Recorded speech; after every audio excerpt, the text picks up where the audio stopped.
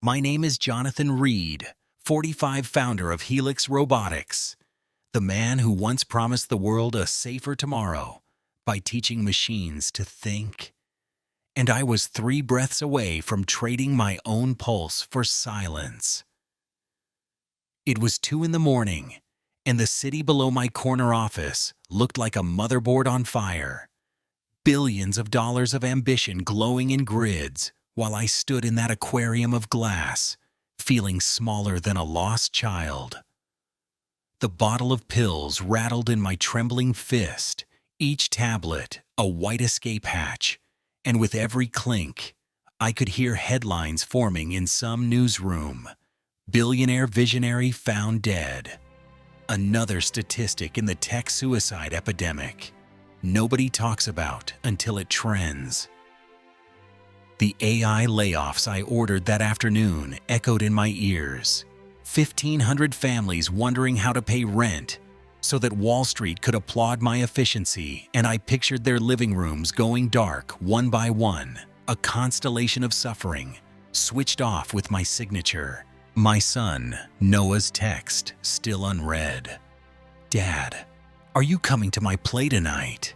And the shame tasted like copper at the back of my throat as I stared at the empty seat that would be waiting for me in a school auditorium I had never bothered to enter.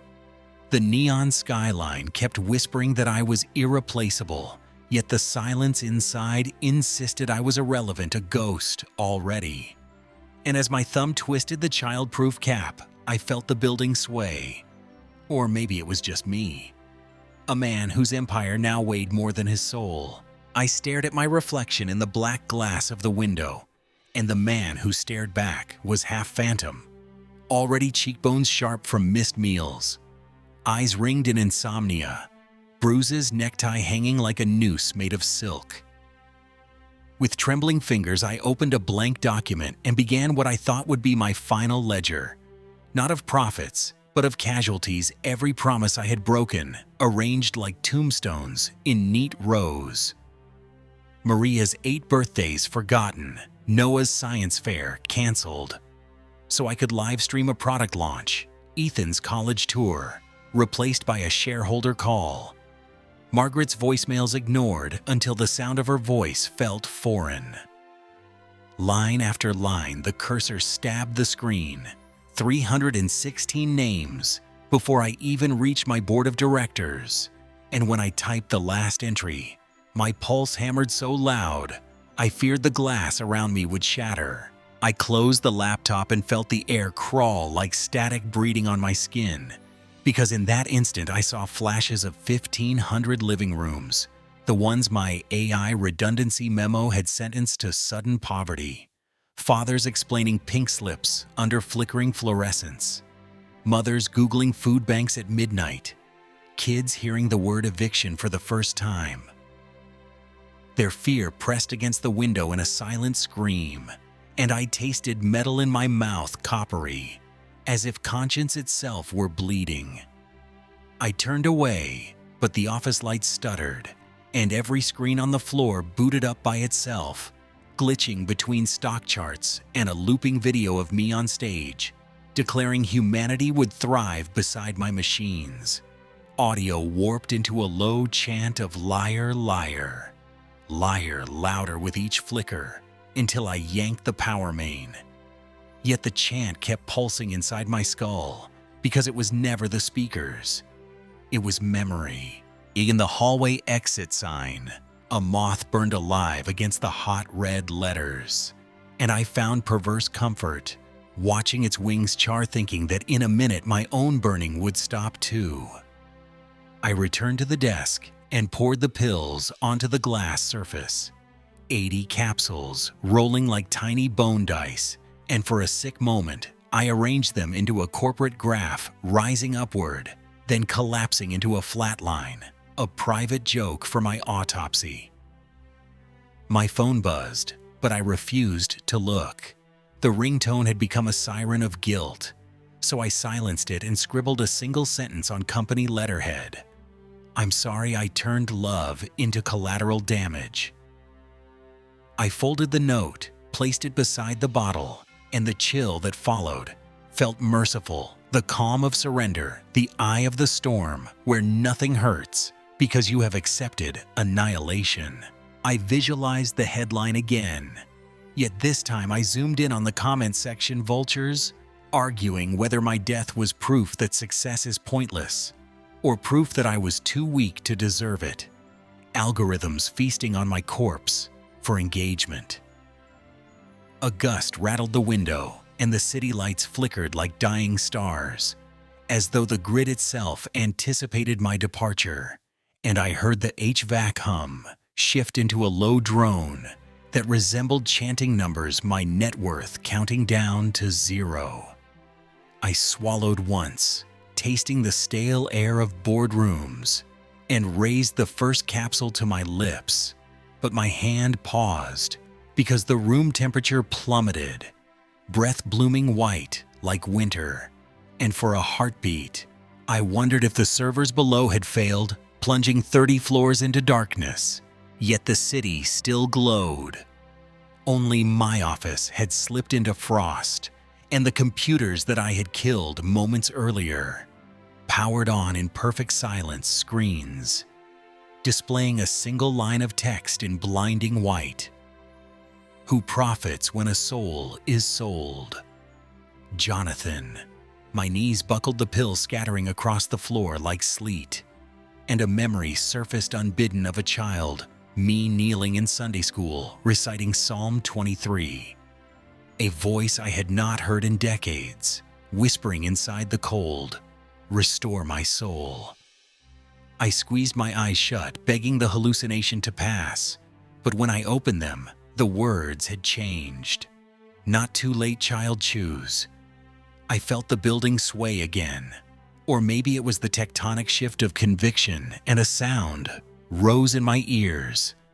Not the liar chant this time, but the slow echo of my mother's nightly prayer, drifting across 40 years to stand between me and the abyss. The office warmed as suddenly as it had frozen, and in the hush that followed, I heard my own heartbeat. Savage, relentless proof that time was still offering me a bargain. I picked up the scattered pills, each now as heavy as guilt, and swept them into the trash hands, shaking with a terror stranger than death, the terror of living and facing everything I had wrecked. But some primal spark insisted that terror meant there was still something left worth saving. So I collapsed into the chair and let the city glow around me, like 1,000 unanswered questions breathing ragged but alive, one decision deferred, a life's verdict hanging in the balance. The hum of servers faded until I could hear my own blood rushing like surf in a shell. I reached for the desk drawer to lock the pills away, but my fingers brushed something unexpected, smooth leather where there should have been blank notepads. I drew it into the light, and chills spider-walked my spine. A small Bible, black edges, gilded, no publisher stamp, no name engraved, the kind my grandmother once pressed against my cheek when nightmares chased 5-year-old me down hallways of smoke. I knew every object in this office, each artisan pen and carbon fiber gadget. Yet this book had never been cataloged by my assistant, never scanned by security. It shouldn't exist here, not in the sanctum of profit margins and quarterly kill charts. I flipped the cover, and a pulse of warmth spread up my wrists as if the pages exhaled after decades of holding their breath. The paper was tissue thin, but it glowed faintly, lines of red ink marking the words of Jesus like veins under skin. Yason. The concordance fell open to a story I had mocked in college debates, the rich young ruler. My eyes devoured the passage even before my mind caught up. Sell all you possess and follow me. 3 times I blinked, thinking the letters might rearrange into something easier, but they stayed unmoved, solid as verdict. A draft coiled through the room, though every vent was sealed. The overhead lights dimmed to candle amber, and shadows lengthened, twisting like spilled ink, until they formed an aisle from my chair to the window. Outside the skyline, strobed every billboard glitching to grayscale, except one towering LED that now displayed a mirror-clear projection of me holding the book. The city was watching its concrete heart thumping in sync with mine. I turned another page and a scent bloomed sandalwood and rain on dry dust, a smell I hadn't met since childhood church retreats. The verses blurred with memory. Cheap plastic chairs, off-key. Hymns my mother's hand lifting in worship while I doodled rocket ships in the margins of a bulletin. I tasted grief and wonder at once. Then the temperature shifted again, not a polar snap this time, but a mellow hearth heat, and with it a whisper rose low as breath. Yet everywhere wrapping the office in velvet resonance words spoken right behind my ear, though no human stood there. Come let go of all that chains your heart and walk with me into peace. The syllables vibrated through bone, more than air syllables older than language, and when they faded, the silence felt planetary, immense, ready to be filled with decision. Screens across the room ignited in unison, each displaying a different epic of my ascent. Award ceremonies, IPO bells, magazine covers. But over every triumphant image, a new subtitle scrolled. What does it profit a man? The phrase looped nihilistic prophetic until the montage ended on a live feed from Noah's school auditorium. An empty aisle seat glowing under stage lights program, folded neatly on the cushion like a child's unanswered prayer. I dropped to my knees, Bible clutched to my chest, the carpet ice cold, yet grounding fibers, scratching my skin like penance. I tried to pray, but the vocabulary of faith felt rusty, so I spoke the only honest sentence I had. I don't know how to do this. The Bible edges warmed again, not burning, but convincing, and pages fluttered without touch. Stopping at Isaiah, where a verse leapt like code executed. Though your sins are scarlet, they shall be white as snow. The skyline billboard flickered, my portrait dissolving into a snowstorm of pixels that drifted outward, falling over the city as digital flakes. I heard car horns, hush sirens mute an entire metropolis, pausing as if time held its breath alongside me. My phone vibrated on the glass, a cascade of missed calls from investors, crisis PR board members, each notification a tether to the empire whose chains still circled my ankles. I silenced it, and the whisper returned, this time softer. I stood at your door while the world applauded you. Now open and I will sup with you. The archaic phrase confused me until I pictured a kitchen table, steam curling from simple soup laughter. Not transactions, humanity, not metrics. Tears blurred my vision, hot and unrelenting carving tracks down a face that PR teams usually powdered, flawless. In that flood, I saw the 1,500 employees again, yet their living rooms brightened, refrigerators stocked overdue rents, stamped paid. I saw Maria in a classroom reading to children, Ethan coaching robotics at a public school, Noah bowing on stage to applause. I finally heard.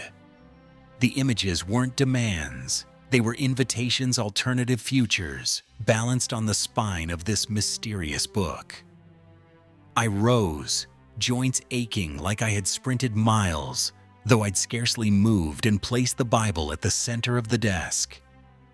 It pulsed once, a soft heartbeat that rippled the surface of my coffee, and the office lights surged back to full brightness, as if nothing supernatural had occurred. But every object looked newly fragile, crystal, ready to crack under truth. Outside, the billboard returned to ads, traffic resumed.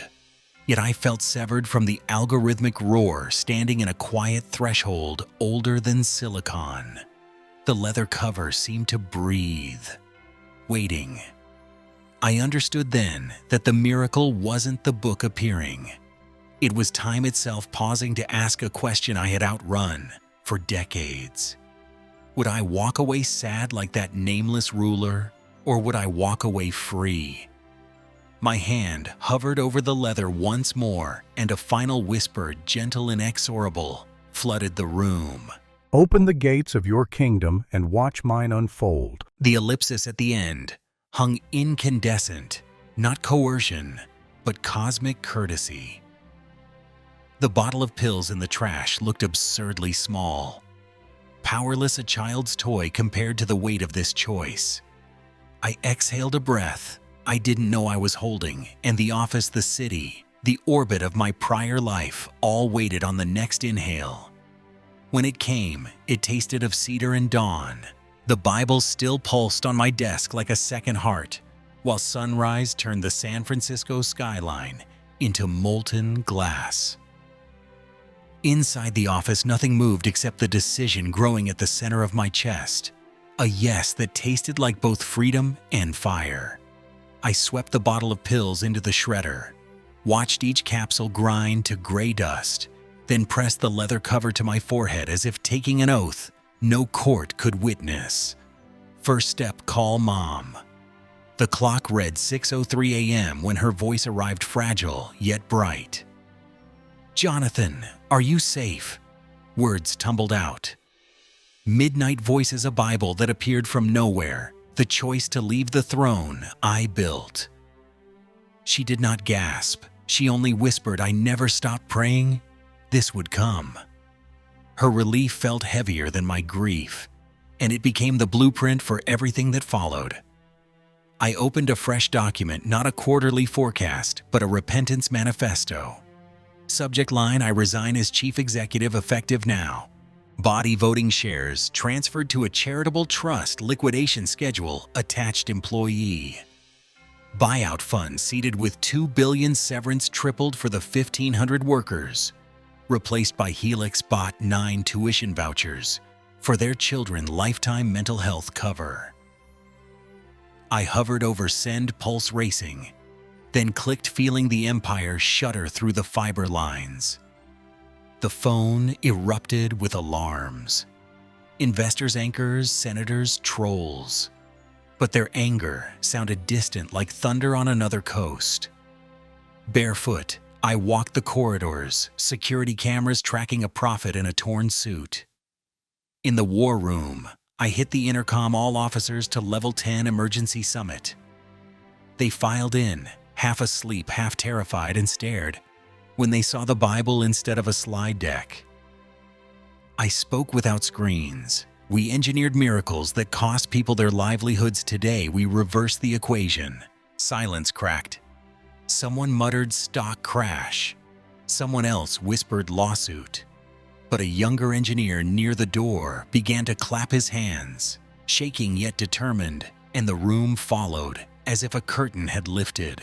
The worth of a tool is measured by how it lifts, not how it crushes. Though no one else heard, the words rang through my ribs, and I watched doubt drain from several faces, like fog under sun. I released the team to process, then called legal counsel, who warned about shareholder revolt, federal probes, personal ruin. I answered with a quiet promise to sell my penthouse, to pay any fines, then hung up before fear could retake the wave. By noon, I worked on a spreadsheet unlike any forecast I had written. Column 1 listed every city where our robots erased jobs. Column 2, assets we could liquidate. Column 3, a human-first project matched to each wounded place. Urban farms on rooftops stripped by automation-free clinics, where gig drivers lost insurance. Microgrids in towns abandoned by coal. Each row felt like solder, reconnecting nerves I had severed. At one, I cut electricity to the main developer floor monitors, black as confession booths. Before panic rose, I climbed a desk and told the story of the Bible, the midnight voice, the new charter that placed people above patents. A junior coder in rainbow sneakers asked if this meant lower salaries. I said it meant higher purposes, and offered anyone who disagreed a full severance plus help finding another job. No one moved toward the door. The afternoon town hall overflowed. Custodians stood beside quantum researchers, cafeteria staff, beside roboticists. I admitted the layoffs were my sin, the pressure my excuse, the pills my near execution. I pledged transparent books, capped executive pay, open seats at every community table we touch. Faces softened, some wept, and I learned leadership is not the podium but the apology. Cable tickers bled red as markets judged me mad visionary communist cultic. Yet outside the gates, former employees gathered not with torches, but with cautious hope, scanning for proof that this was not another product demo. Dusk settled. I returned to the corner office, stripped of trophies, only the Bible remained. It opened to the Sermon on the Mount, as if magnetized, blessed are the poor in spirit. I traced the line, feeling its pulse merge with mine, and in the hush, I heard that velvet thunder again. When you empty your hands of power, you make room to hold people. I packed a single duffel jeans, 2 shirts, the book, and walked out past reception, where the logo still glowed like a fallen star. Tomorrow I would fly to Detroit to hand keys to families moving into houses printed by our repurposed machines. Then to Austin to sign local ownership deeds for the new community microgrid. Then to Noah's school to sit front row. For the first time since my first startup, I longed for sunrise, not to chase valuation, but to check whether grace would still be waiting at the gate. And in that longing, I knew the choice was already sealed, not in ink, but in breath, because every inhale from this moment forward would carry the same vow: I will follow, and everything else will follow too. The next 6 months unspooled like a fever dream, filmed in reverse, every luxury I had hoarded, marching out the door in orderly retreat. I sold the penthouse first, the broker marveling at the indoor planetarium that had never mapped the constellations of my children's faces. The proceeds flowed into an escrow marked Bridge Grant, Phase 1 funds, earmarked for the workers Helix Bot 9, displaced 3 months' salary, times 3 plus counseling vouchers, plus debt forgiveness on any company-backed mortgage. Watching zeros evacuate my bank app felt like a controlled burn, clearing dead brush so something green could sprout. Reporters camped on the sidewalk lenses, hunting collapse, yet what they captured looked oddly ordinary. A middle-aged man loading cardboard boxes into a borrowed pickup. A Bible balanced on top like a fragile crown. Viral headlines screamed Musk 2.0. Meltdown, but clicks slowed when footage surfaced of former employees hugging outside a community center, stocked with fresh groceries, signed courtesy of the Reed Transition Fund. Comment threads pivoted from mockery to confusion. Could scandal smell like warm bread and free diapers? Day 43. I signed over my controlling shares, sealing them in an irrevocable trust whose bylaws banned dividend payouts until global poverty dipped below 5%, an impossible metric that nonetheless electrified think tank chatter. Market algorithms convulsed indexes, seesawed pundits predicted doomsday, yet the sun kept rising, and workers kept receiving severance checks triple their salary. Some invested in farmer co-ops, some retrained as solar techs, some simply paid the dentist bills they had postponed since the layoffs. Maria left my calendar for the last time.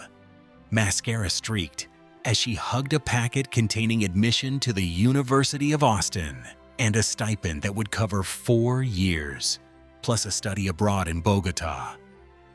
She asked why me, why this generosity, and I heard the now familiar whisper ripple the office air. Bless the seeds, and they will bless the field. Maria nodded, though she could not hear the words, as if grace translated through context, and she promised to write every month from her classroom. I downsized again, a one-bedroom walk up in Oakland, where kids chalked hopscotch on the sidewalk instead of engineering neural networks. The landlord gasped when I volunteered to repaint the hallway myself, a billionaire turned janitor. But something in her eyes softened. So that evening we painted together, laughter echoing off peeling plaster, proof that dignity lives in blistered hands. Nights found me volunteering at a pop-up shelter under the 880 overpass, serving chili beside veterans and gig drivers displaced by the same automation engines I had once praised. A man named Carl recognized me, eyes flaring with old resentment. He spat code names of robots that hauled crates faster than his forklift ever could. I expected fury, but he simply asked why. Why did you trade castles for bunks? I poured 2 coffees and told him about the Bible, the whisper, the weight that lifted the night I nearly died. His shoulders dropped, steam from the cup fogging his glasses, and he said, maybe machines can have hearts after all, if their makers grow one first. The quote bounced across social media within hours. Carl the forklift prophet trending for a day before the feed devoured another crisis. Meanwhile, the board of Helix Robotics splintered, some suing, some resigning, some converting stock compensation into donations to match my pivot, as though compassion were contagious. Regulators convened emergency panels on corporate fiduciary duty. CNBC ran a Chiron as generosity, a breach of contract. The hashtags flourished, mad greed exit, soul. Audit, high school debate teams staging mock trials over my sanity, yet behind the noise. Real metrics shifted. Local unemployment dipped, where our transition funds seeded incubators, domestic violence. Hotlines reported lower call volume in districts where utility debts had been erased. Data that never trended, but mattered like oxygen. Week 89 of the new calendar, I walked into a charter school gymnasium, converted for neighborhood health day lines, of families coiled around free dental chairs, powered by repurposed Helix bot arms, now steadying mirrors instead of welding torches. A 9-year-old girl named Ivy thanked me for saving her mom's smile, then asked if robots could love. I knelt beside her and explained that algorithms could mimic kindness, but only hearts chose it freely. Ivy frowned in deep thought, then handed me a friendship bracelet, knotted from yarn the color of sunrise. She said, "Give this to your robot so it learns." My throat tightened at the innocence that still believed technology could be tutored by tenderness. Media interest spiked again when I released the open-source blueprint for CareBot 1, a service droid coded not to replace jobs, but to partner with overstressed nurses in county hospitals. The license required any manufacturer to donate 1 unit for every 10 sold to a low-income clinic, a tiny clause that Wall Street dubbed philanthropiracy. Yet orders flowed, investors discovering that conscience could coin profit too, just slower. Old friends vanished, yacht invites evaporated. Yet in their absence, new alliances bloomed. Pastors, social workers, single moms, parolees, artists, all teaching me economies not measured in stock tickers. We shared potluck dinners where nobody photographed the table for influencers, just talked about asthma rates and bus routes, and the poetry of unpaid electricity late at night when refrigerators hum like lullabies. Pain visited too, because redemption never travels alone. I sat with parents who lost sons to fentanyl casualties of a street cheaper than therapy, and nothing in my balance sheet could resurrect them. I funded detox beds, lobbied for mental health parity, but grief clung like smoke. On one such night, the whisper returned. Even while you carry crosses that bleed you, I am carrying you. The ache eased, not erased, but wrapped in meaning, the way bandages cradle bone. 6 months to the day from my resignation, I stood behind a folding table at a food co-op ribbon. Cutting in Detroit cold wind, slicing through my thrift store coat, and watched the first produce grown by displaced auto workers roll into crates. Cameras flashed, but I focused on the faces, calloused hands, lifting kale like trophies, children laughing at chickens pecking between solar arrays. And I realized transformation is not firework, but compost. Slow rot of ego, feeding the green shoot of community. My phone buzzed, Noah's photo of his school play costume asking if you will be here, Dad. Curtain at 7. I looked at the sky bruised with late afternoon, then at the old pickup idling like a tired horse, and whispered to the wind, "Yes, kid. This time I will be there." The road stretched west, shimmering with heat, exhaust and promise, and as the truck pulled away, the city behind me sighed, another domino in a line of systems learning to fall forward into grace. 6 days after the Detroit co-op launch, I rolled into East Austin at dawn, engine coughing like an old preacher, clearing his throat, and the neighborhood greeted me with murals of sunflowers rising from cracked cement. The microgrid, our repurposed batteries powered, hummed quiet as a porch lights still glowing, though the rest of the city slumbered, proof that resilience can be engineered where hope once flickered. I carried 2 grocery sacks up a wooden ramp, and Rosa met me at the cafe door, flour on her cheeks, air smelling of cardamom and fresh dough. A year ago, she would have been denied a business loan for lacking collateral. Today, she poured me coffee from a pot-stamped community fund batch 1, and every sip tasted like a vote against despair. Mid-morning, the cafe filled with construction workers from the new affordable housing block. Kids lugging library books to the pop-up tutoring lab. Grandmothers restocking the free fridge. We bolted to the sidewalk late last winter. I sat near the window revising lesson plans for my entrepreneurship class, no longer teaching kids how to chase unicorn valuations, but how to braid profit with purpose. And when the bell above the door jingled, I looked up to see Carl, the former forklift operator, hauling in 2 crates of produce. He grew in the hydroponic pods our robotics club installed under the I-35 overpass. He winked, set the crates by the counter, and told Rosa the first harvest paid the rent on his new apartment with $30 left for guitar strings. His dream deferred over 20 years. She handed him cinnamon rolls, still warm, the barter economy of kindness, settling accounts where banks once denied credit. At noon, I walked 3 blocks to the community center, where teenagers waited around folding tables piled with scavenged laptop parts. We soldered joints until sparks peppered the air, building low-cost air quality sensors they would deploy near the diesel depot that scarred their asthma statistics. I watched Ethan mentor a shy freshman, translating circuit diagrams into slang, and the pride that swelled in my chest felt wider than any auditorium applause. During a break, the kids asked if I missed the old life, the jets, the galas, the press, escorts, whispering "sir" into my ear.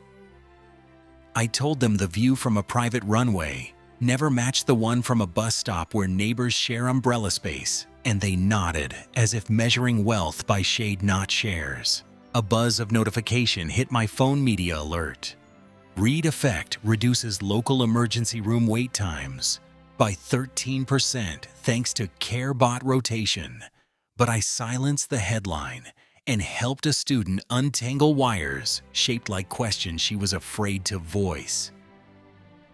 Later that afternoon, I joined Pastor Samuel at the clinic we converted from an abandoned liquor store, its neon sign now reading mercy in the same cursive glow.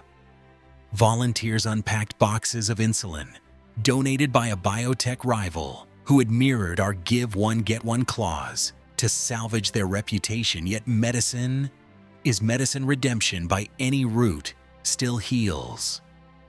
A mother with 2 toddlers hugged a nurse after learning her prescription would cost nothing, and the children waved at CareBot 3, who responded with a mechanical wiggle someone had coded into idle animation, proof that joy can be programmed as easily as greed if you choose the right loops. As sunset bled across the neighborhood rooftops, I climbed a ladder to the community garden roof. Vines heavy with tomatoes fed by compost that once was gala leftovers, and boardroom buffets, and I remembered the whisper in my office the night everything shifted. The harvest is ripe wherever love has been sown. The words floated on the warm air, and I realized they were not instructions anymore but observations. Weather reports of the soul forecasting abundance. Below, string lights blinked on, powered by the same microgrid that stored surplus solar for neighbors unable to pay peak rates, and music spilled from open windows, cumbia, mixing with country cultures, cross-fading without algorithms forcing the playlist. Noah texted a selfie of his school stage, masked in cardboard stars, caption reading, "You better be front row tomorrow." Dad and I replied with a photo of the glowing garden saying, "Your seat is already reserved in my universe." His typing bubble popped, then disappeared, and a moment later, a simple heart emoji arrived, small yet more valuable than every trending metric I once worshipped. Night deepened, but the neighborhood stayed awake. Families strolling safe-lit sidewalks that had been gang territory a year prior. Teenagers filming dance challenges outside the now vibrant laundromat, where Helix drone deliveries once dropped luxury dry cleaning.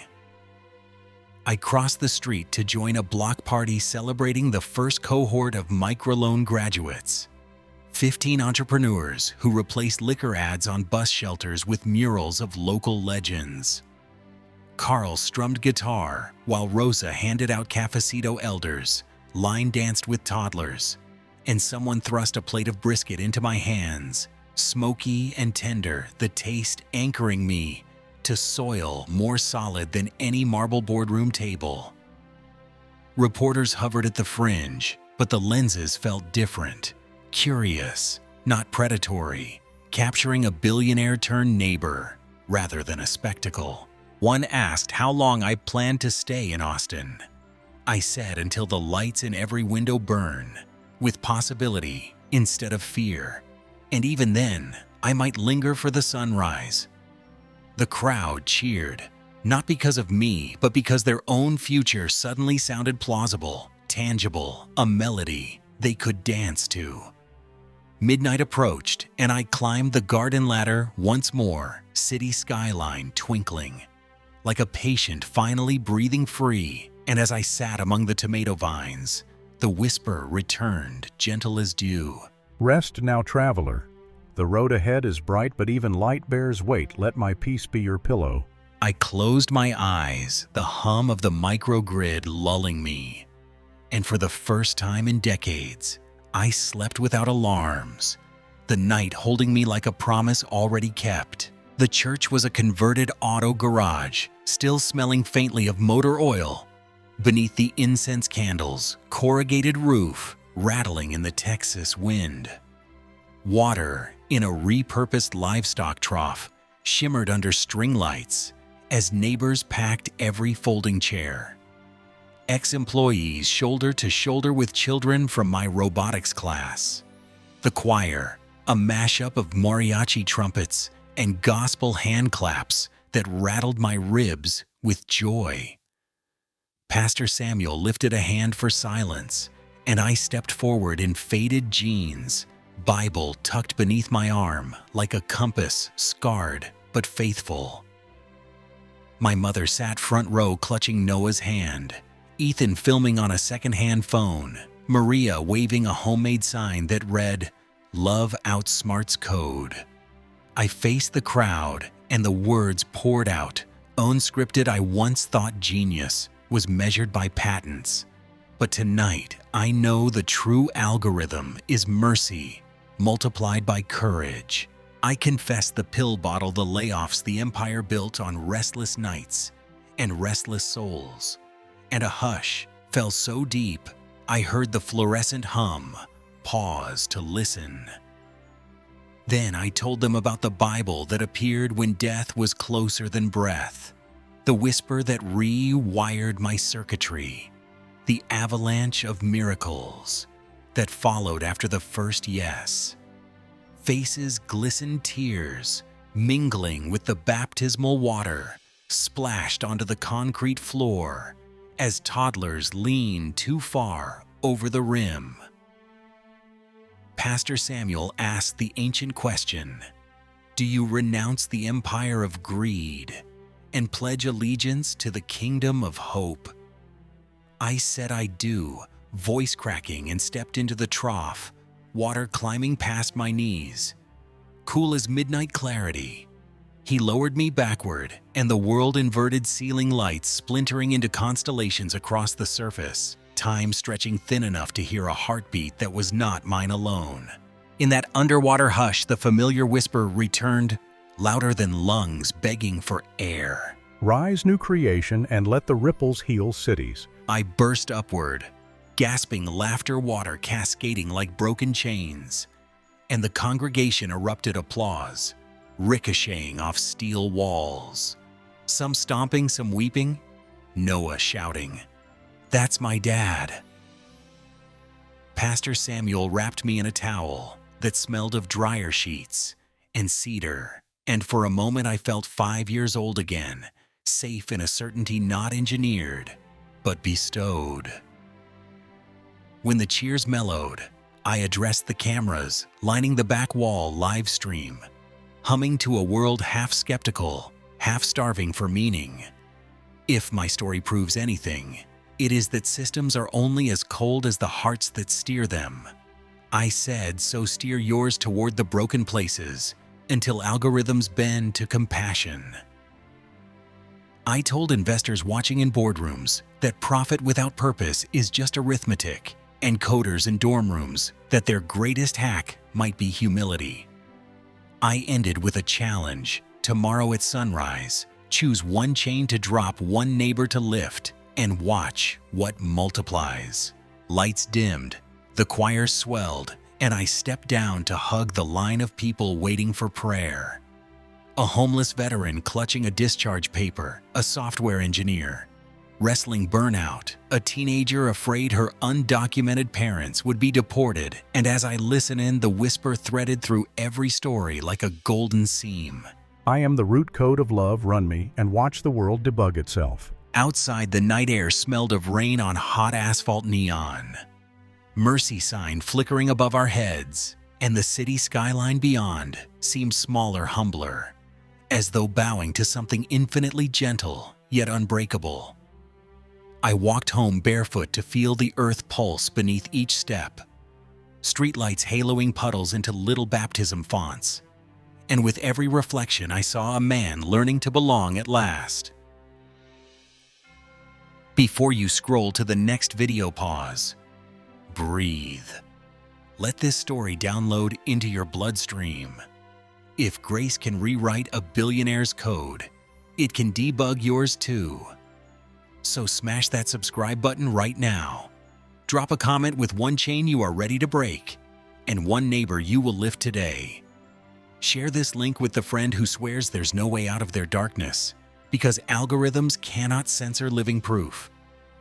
Every bell you tap fuels another lesson, another meal, another roof lit by mercy instead of debt. Let your thumbs be messengers of hope, not judgment. This channel is more than pixels. It is a convoy of compassion.